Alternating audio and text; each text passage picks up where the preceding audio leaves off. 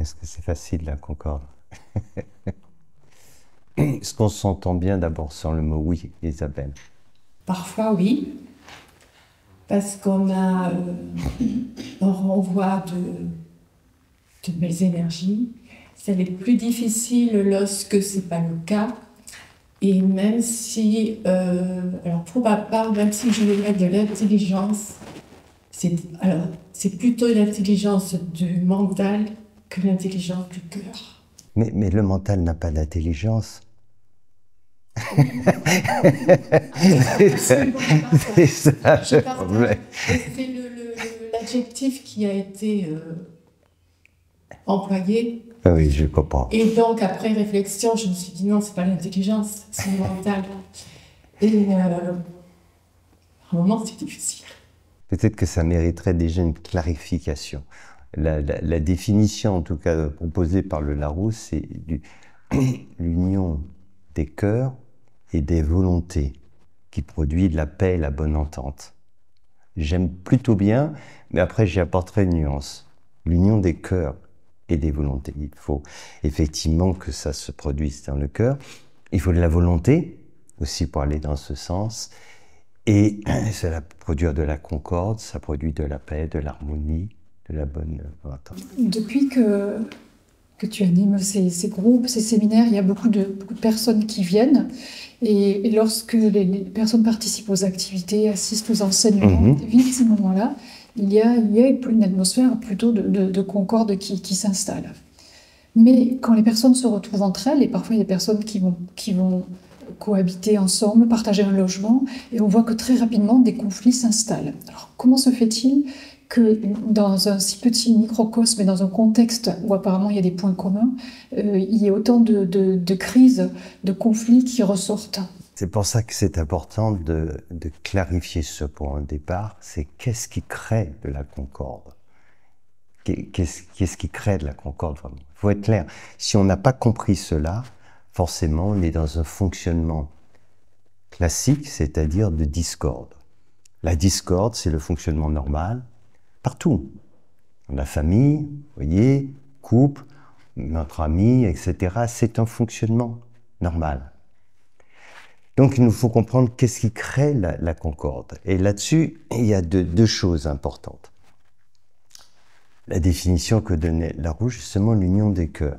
Alors, il y a une volonté de concorde, la volonté de pouvoir vraiment être ensemble et pas simplement de coopérer ensemble. Parce qu'on peut coopérer, parce que toi et moi, on a intérêt à le faire. Hein? Comme on fait des alliances politiques, pas parce qu'on s'aime, on se déteste en réalité, mais on déteste encore plus l'autre.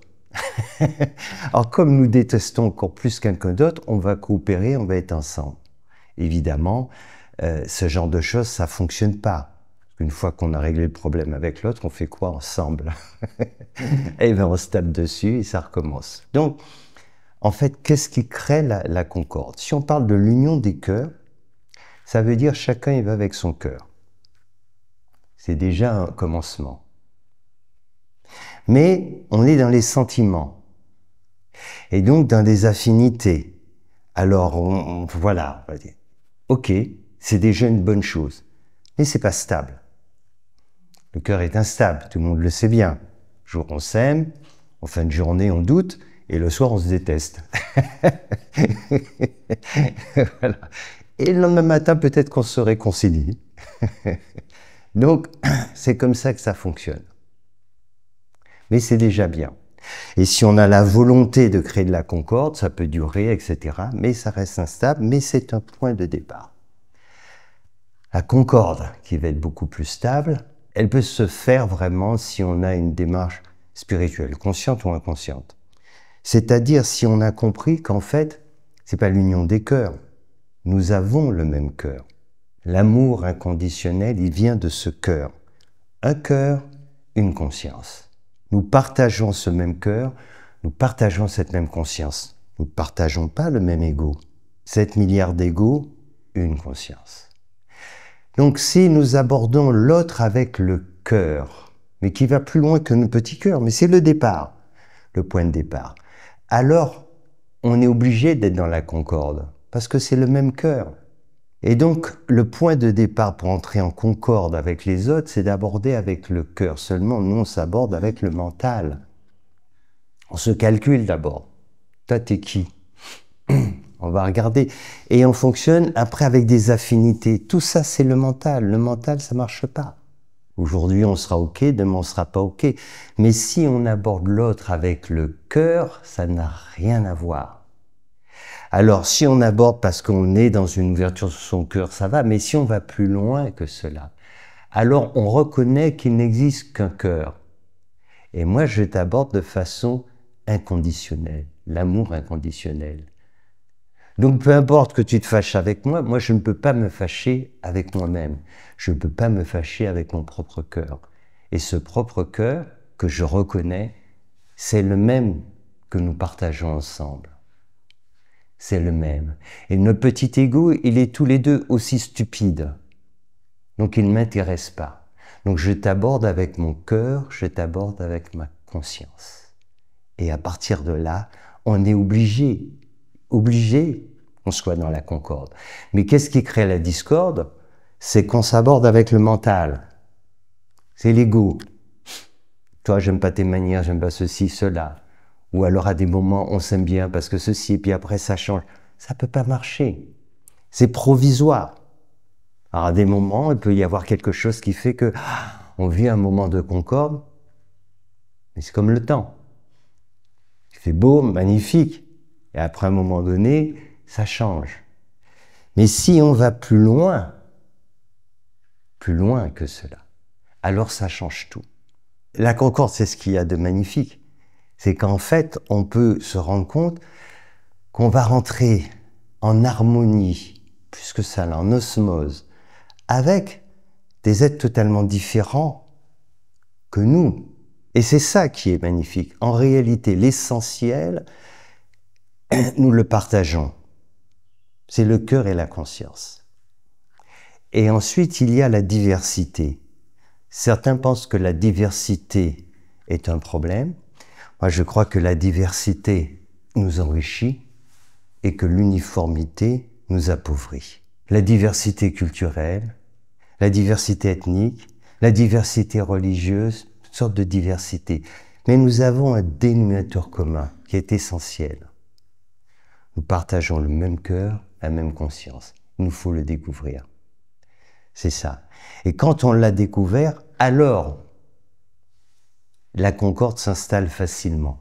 Alors justement, quand on se retrouve dans certains contextes, qui fait que ce contexte ne favorise pas le petit ego de chacun, mais qu'il y a quelque chose qui passe au-dessus, alors à ce moment-là, ça fonctionne, parce qu'on n'est pas avec notre ego. Et on se rend compte que quand l'ego n'est pas là, on laisse la place au cœur. Et c'est facile. Mais dès que l'ego est là, l'ego dit au cœur, reste tranquille, toi. C'est moi qui gère. Je te dirai avec qui tu dois fonctionner. Voilà, c'est ça en fait. Mais dès lors que l'ego est mis de côté, à ce moment-là, le cœur s'installe, c'est normal. Et là, on peut réaliser brusquement, et des gens qui pourraient avoir des tas d'a priori peuvent se retrouver avec des gens très différents et se dire qu'est-ce que je m'entends bien, qu'est-ce que ça se passe bien. Eux-mêmes seraient surpris, ils seraient peut-être enragés après. Des gens qui ont des tas d'a priori, je pense à plein de gens en ce moment, surtout dans le contexte politique, ils pourraient se retrouver, passer une journée avec des gens très différents, sur le plan ethnique, des autres valeurs, et finalement dire mais c'est formidable. Alors après, ils se ressaisiraient parce qu'ils peuvent dire non, c'est pas possible. Mais en fait, c'est cela. Ou c'est le mental qui prend le dessus, c'est le cœur. Donc, il faut vraiment bien comprendre que la concorde, ça se passe là. C'est d'abord avec le cœur. Alors, on peut y aller avec son petit cœur, c'est bien, mais n'oubliez pas ce que j'ai dit, il est versatile, nos sentiments. Par contre, si on va plus loin, quand on parle d'amour inconditionnel, l'amour inconditionnel vient de l'essence de notre être. L'essence de notre être, c'est l'amour, avec un grand A. C'est cela. Et quand on atteint un certain niveau de conscience, quand notre énergie s'élève suffisamment haut pour monter au niveau du cœur, alors on ressent cet amour inconditionnel. Et là, on n'est plus « toi, tu es ma fille »,« toi, tu es mon frère »,« toi, tu es ma... » Non, tout le monde est mon frère, tout le monde est ma sœur, tout le monde est ma mère. C'est complètement différent. Tous les enfants sont mes enfants. C'est ce que je vis depuis très longtemps. Donc, c'est pas difficile. Quand on atteint ce stade, on ne peut pas faire autrement que d'aimer l'autre. C'est comme ça. Il n'y a pas d'autre possibilité. C'est ça l'amour inconditionnel. Donc forcément, dès qu'on aborde l'autre avec le cœur, on ne peut pas se fâcher, que ça n'a pas de sens. Ce qui pourrait nous fâcher, c'est ce qui vient du mental. Mais dès lors qu'on met son mental de côté, qu'on laisse notre conscience s'exprimer, notre conscience, elle ne se fâche pas avec elle-même. Le mental qui est bête, pas notre conscience. Donc on se rend compte en réalité, en prenant tout ce recul, que la diversité est une source de richesse. Elle est notre plus grande richesse. L'uniformité, c'est la pauvreté. Et pourtant, on recherche cela. Des gens qui se ressemblent, qui pensent pareil, qui ont la même couleur de peau, qui ont les mêmes valeurs de... Mais c'est une tristesse à mourir. Mais si on ne veut pas de conflit, alors il faut s'en remettre à une dimension plus grande, à notre conscience. Notre conscience, elle sait faire. Imaginez dans les doigts d'une main. Si on avait le même doigt, 5 doigts identiques, on fait comment? Imaginez, vous avez 5 pouces, vous faites comment? Et pas jouer de la musique avec, ni faire grand-chose. Donc il faut bien une diversité. Mais comme c'est le même esprit qui dirige tout ça, il n'y a pas de conflit. Mais si vous mettez un ego dans chaque doigt, vous ne pouvez rien en faire. Eh bien, c'est ça qui se produit. Ce sont les égos. Mettez l'ego de côté et vous n'avez plus de problème. Donc, pour que règne la concorde, il faut aborder l'autre avec le cœur, jamais avec le mental, aborder avec le cœur. Même si au départ ça paraît difficile, parce qu'on n'a pas l'habitude, mais il faut aborder avec le cœur. Et de notre petit cœur, on va faire monter cette énergie pour vivre cet amour inconditionnel. On est préparé à ça. En fait, l'amour est l'essence de notre être. L'amour est l'essence de la vie avec un grand V. C'est ça en réalité. Et c'est vers cela que nous tendons. Tout le reste qui se produit est un lointain écho de ce qu'est l'amour. Alors il nous faut remonter à la source. Et c'est pour ça que lorsqu'on parvient à cet amour conditionnel, quand on parvient à ressentir cet amour et qu'il n'y a pas de différence, quand on voit un enfant, pour moi tous les enfants sont des enfants, je ne peux pas faire de différence. C'est pas parce que c'est mon enfant biologique ou pas, ça n'a aucun sens. Quand on vit cet état de conscience parce qu'on a laissé notre énergie s'élever, alors la concorde, c'est normal. C'est la discorde qui n'est pas. La discorde, c'est le mental, forcément. Donc, la discorde, ça veut dire qu'on n'aborde pas avec notre cœur, on aborde avec notre mental. Donc on est là, on se voit, on se jauge, on se ceci, on a des sourires de façade, ok, machin, tout ça c'est de la politesse, autrement dit, des conneries, c'est de l'hypocrisie. Comme tu dis, la seule religion c'est l'amour, là tu parles de la concorde, aborder les autres avec le cœur, les automatismes, pour ma part, je suis toujours sur la défensive. Comment, du coup, comment faire pour que ça passe pas avant? Comment enrayer le mécanisme? Ben c'est un choix, c'est un choix. Tu es sur la défensive, tu peux faire le choix d'être dans l'offensive, mais l'offensive du cœur. C'est comme ça, c'est un choix que l'on fait. On fait ce choix. Et ce choix, nous pouvons tous le faire. Tu vois, Madagascar, quand j'ai rencontré des familles extrêmement démunies, j'ai remarqué quelque chose qui m'a beaucoup interpellé, c'est que quand je suis en métropole, dans le pays tout, quand les gens parlent de leurs problèmes, les difficultés avec le SMIC, les difficultés de se loger, etc., ils ont des têtes, c'est l'enfer. Ils parlent de tout ça. Et moi, j'ai rencontré des gens qui n'ont pas de quoi manger, qui vivent dans des conditions terribles, et quand ils parlent de leurs problèmes, ils ont le sourire. Qu'est-ce qui se passe?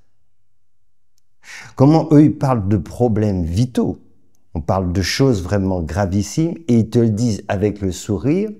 Les gens qu'on peut dire, oui, c'est dur en ce moment, ça fait 2 jours qu'on n'a pas mangé, mais ils te disent avec le sourire. Alors qu'il y a des gens qui parlent de leurs problèmes, de certaines difficultés, de machin, tu crois que c'est Hiroshima, quoi. Et quand tu regardes vraiment leurs problèmes, ça n'a pas de commune mesure. C'est pour ça que j'ai proposé à un certain nombre de personnes qui parlaient beaucoup de leurs problèmes de dire, venez faire 8 jours, 10 jours là-bas, découvrez un peu certaines personnes, et après on va discuter. Ça m'est arrivé une fois. Après, j'en ai plus rien à dire. après, tu te rends compte qu'en fait, la relativité de tout ça, notre façon d'aborder les choses. Et pourquoi ils font ainsi aussi? Parce que le sourire, c'est une arme extraordinaire. Sinon, si tu en rajoutes par la tristesse, le machin, etc., ben c'est pareil. Si tu abordes l'autre sur la défensive, il va réagir sur la défensive. Et après, c'est le premier qui va frapper. Ben, c'est forcément, c'est comme ça. Mais si tu abordes l'autre de façon ouverte, qu'est-ce que tu ris? Mais l'arme la plus puissante dans ce monde et dans tous les mondes, c'est l'amour. Il faut arriver à comprendre ça un jour. Personne ne peut lutter contre ça. C'est ça qu'il faut comprendre. C'est l'arme la plus puissante. Il n'y a rien de plus puissant pour changer le monde, l'univers, que l'amour. Il n'y a rien d'autre. C'est l'essence même de la vie. Si tu te méfies de l'autre, alors aime-le. Exprime cet amour et tu vas voir ce qui va se produire. Et quand bien même il mettrait du temps à changer, mais toi, ça va te transformer. Et toi, tu atteindras le truc. C'est ça qu'il faut comprendre. Le problème après, c'est pas comment l'autre va réagir, c'est comment toi tu fais. Quand on donne de façon inconditionnelle, on se préoccupe pas de ce qu'on va recevoir. Sinon, c'est pas du don inconditionnel. Et quand on le fait, on réalise que le trésor se trouve dans le don. Donc, on se préoccupe pas de savoir comment l'autre y réagit. Il fait comme il veut. Moi, je te donne l'amour, si tu dis quel connard celui-là, tu as le droit de le faire. Et alors, quel est mon problème? Tu as tes raisons. Oui, le problème avec ça. Mais plus tu le fais, moins tu as de problèmes. Tant qu'on reste sur la défensive, on crée justement beaucoup plus de problèmes. On se méfie de l'autre et l'autre se méfie de nous et on entretient cela. Moi, je suis lucide. T'as des gens qui me regardent comme ça et disent c'est quoi celui-là, il est dangereux et tout, ils ont racisme. Et alors? À déclencher de la haine, je ceci, cela, pas du tout. On se fait des bisous. Tu veux dire quelque chose? Oui, quand on se laisse emporter par notre ego. Par exemple, hier, je me suis laissée emporter. Et après, elle m'a dit quelque chose et c'est revenu. Je suis revenue à moi-même. Je me suis dit, mais qu'est-ce que je suis en train de faire? Et je me dis, mais j'ai pas envie d'être comme ça. Mais des fois, ça revient en fait. C'est normal, parce que c'est le réflexe. On nous a habitués comme ça. Quand on a cette habitude, on la change pas facilement. C'est pour ça qu'il faut être catégorique. Il faut, je donnais l'exemple de Madagascar, mais c'est vraiment comme ça que ça se passe. J'ai rencontré des tas de gens. C'est un parti pris. Je souffre, je souris. C'est un parti pris, c'est pas de temps en temps, voilà. Et donc c'est une attitude. Et donc il faut changer, c'est pour ça que je disais tout à l'heure à Marie, au lieu d'être soit défensive, soit offensive dans l'amour. Soit offensive, soit exubérant. Et puis à un moment donné, tu vas voir que c'est normal, que c'est naturel. Mais nous sommes bêtes en réalité. C'est pas notre nature d'être comme ça, de se fighter. Quand on voit le monde dans quel état on le met, franchement, c'est d'une pauvreté quand même. Donc, c'est pas comme ça que l'on doit faire. Tous ceux qui ont fait l'expérience de l'amour inconditionnel ne sont jamais revenus en arrière. Ça n'existe pas. Donc, c'est un changement d'attitude radical qu'il faut avoir. Il faut changer cette attitude. Il faut faire à peu près le contraire de tout ce que l'on fait. C'est relativement simple. on fait des choses, on dit, ben voilà, je fais le contraire. Et à partir de là, on se rend compte que quelque chose de nouveau se met en place. Et les gens ont l'impression qu'ils vont se faire avoir, mais tout ça, c'est des conneries, tout ça. L'amour ne rend pas naïf. Les gens qui sourient parce qu'ils souffrent, ils n'ont pas oublié qu'ils souffrent. Mais ils ont compris que ça ne sert à rien de faire la grimace, ils vont rajouter de la souffrance à la souffrance. Donc, si on ne met pas un peu d'espoir, vaut mieux arrêter tout maintenant. Tant qu'à vivre ensemble, vaut mieux vivre en harmonie. C'est mieux de vivre ensemble en harmonie, de coopérer, plutôt que chacun dans son coin, et puis un machin. Mais c'est d'une bêtise incommensurable. C'est pour ça que je dis que l'ego est un idiot. Vraiment. Il est idiot parce que, en réalité, on pourrait dire qu'il est juste ignorant. Il est ignorant, c'est sûr, c'est la nature de l'homme. Mais il est idiot parce qu'il ne se croit pas ignorant. Il se croit intelligent. C'est ça en réalité. Mais ce n'est pas le cas du tout. L'intelligence, c'est notre conscience. Donc c'est simple, il faut faire tout le contraire.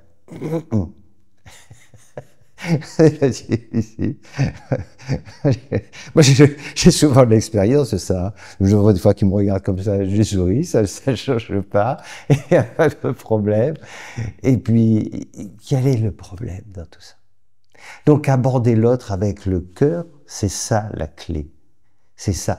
Et en fait, plus vous aurez de la suspicion, de la résistance, mieux c'est. Parce que c'est le training. Ça aide à aller plus loin. Sinon, c'est facile. Si vous abordez comme ça et l'autre vous tombe dans les bras, ouais, bon, ok, c'est facile. Mais c'est pas comme ça que ça se passe. Donc, vous aurez de la résistance, vous aurez ceci. Et c'est ça qui vous fait aller plus loin.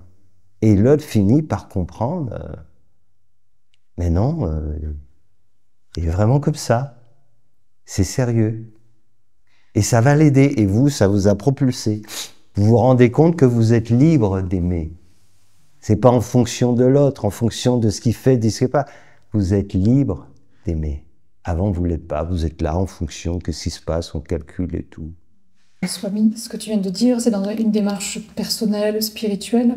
Si maintenant on se place dans un contexte plus de la société, des gens par exemple qui sont des activistes ou qui jouent un rôle, qui font un travail pour agir dans la société. Je ne parle pas uniquement de la France parce que ça arrive dans différents endroits du monde. On peut être confronté à des personnes qui sont extrémistes, qui peuvent être racistes, misogynes, homophobes, qui veulent déboulonner la Constitution.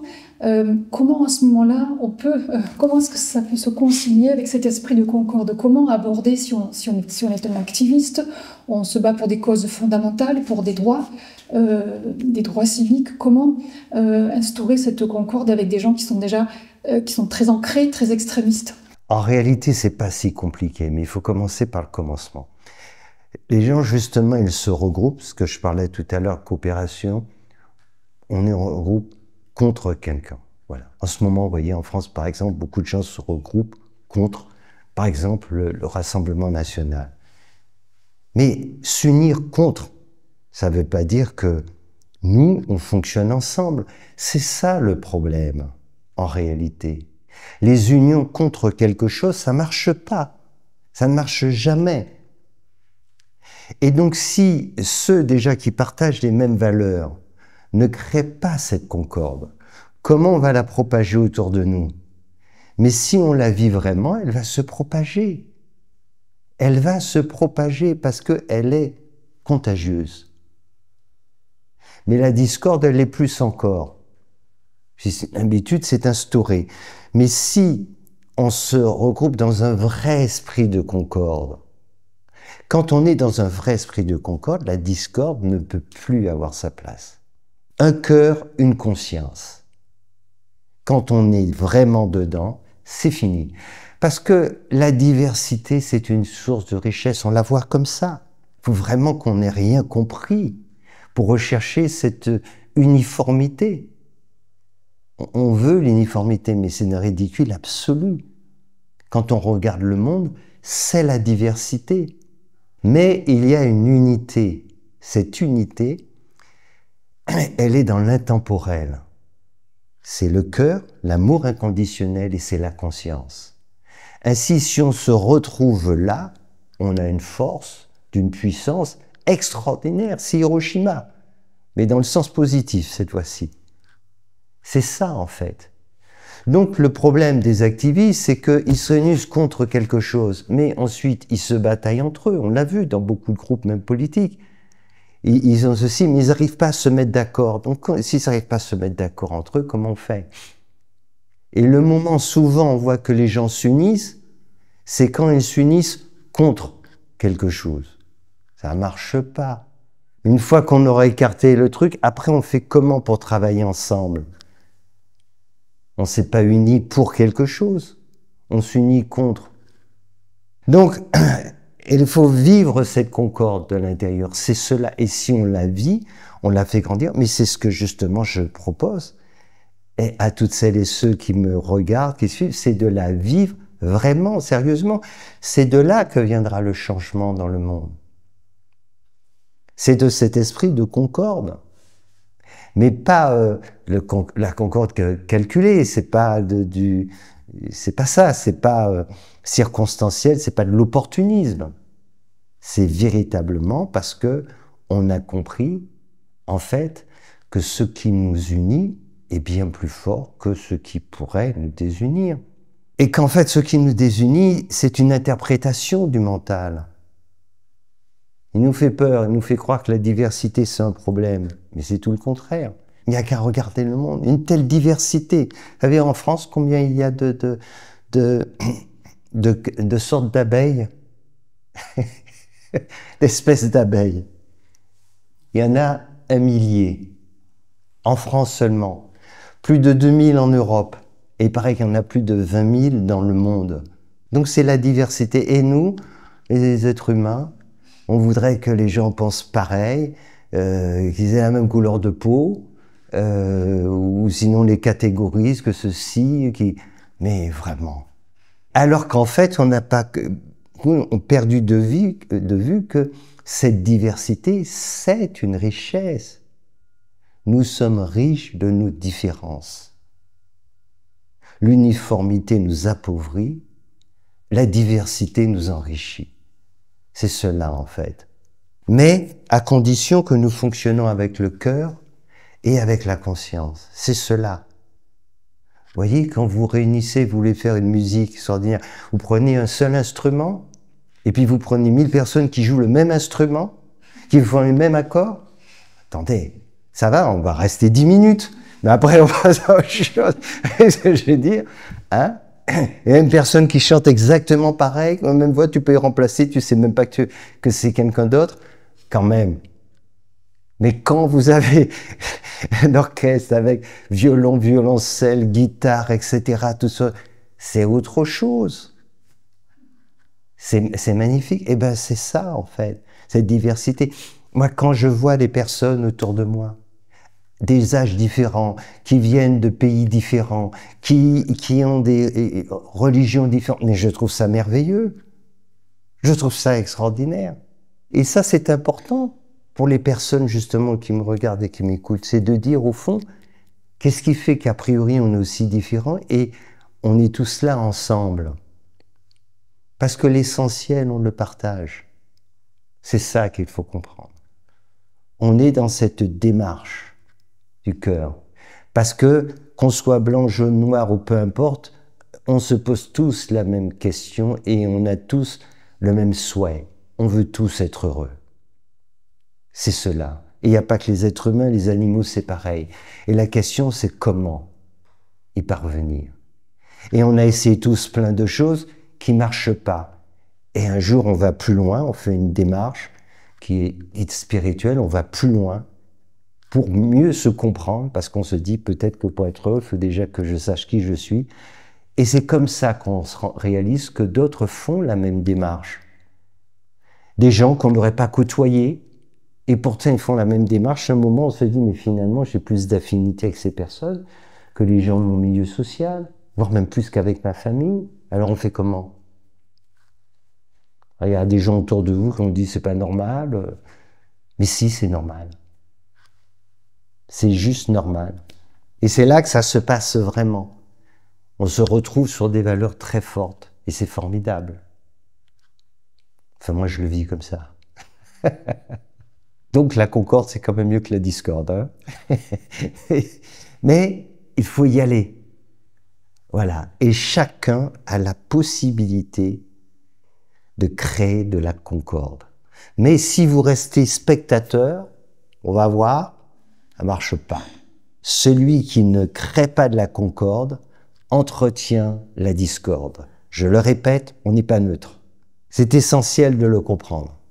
Et si vous œuvrez pour la concorde, alors c'est la meilleure chose que vous puissiez faire pour ce monde, en fait. C'est la meilleure chose. Chacun a cette possibilité de le faire.